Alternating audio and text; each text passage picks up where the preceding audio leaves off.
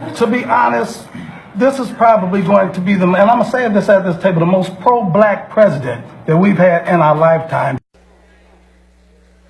So had that asked me, I would have said, before you praise this president for being pro-black, before you praise this president for caring about ethnic communities and marginalized populations, do your homework. Well, some of y'all didn't do your homework. They didn't do their homework. So let me tell you just a little bit of research, not just him personally, but also some of his policies. Perhaps before they went and sat at this table, they should have done their homework. Because if they had done their homework, they would have known that President Trump has ramped up mass incarceration by instructing Attorney General Jeff Sessions to revitalize the war on drugs. They would have known that of the 87 picks for federal judges, 85 have been white and just one has been black and one has been Hispanic. They would have known that President Trump supported the Department of Justice engaging in unlawful voter purges, making it difficult for blacks to go and vote. They would have known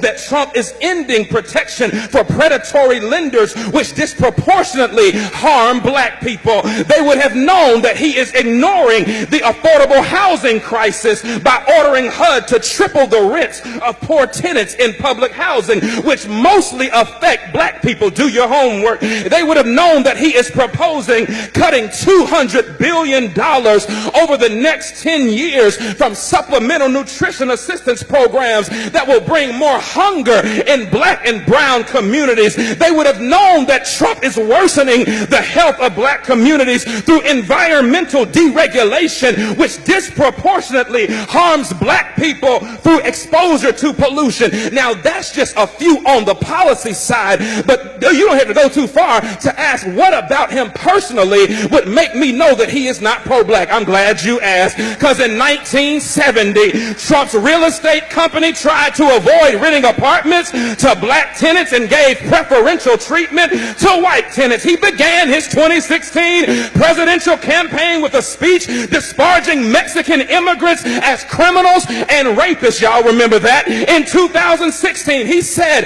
of people of color, you are living in poverty, your schools are no good, you have no jobs. Hold on, I'm a product of a HBCU, and I'm a product of black school systems and black teachers. Don't you ever tell me that my black schools are... Hold on, I ain't done. He says you have no jobs, so what do you have to lose from electing me? In 2017, Trump said 15,000 recent immigrants from Haiti all have AIDS, and 40,000 Nigerians once seeing the United States would want to go back to their huts in Africa. He spent years suggesting that the nation's first black president was not a citizen of these United States. He called Puerto Ricans who's criticized his administration's response to Hurricane Maria. He called them politically motivated ingrates.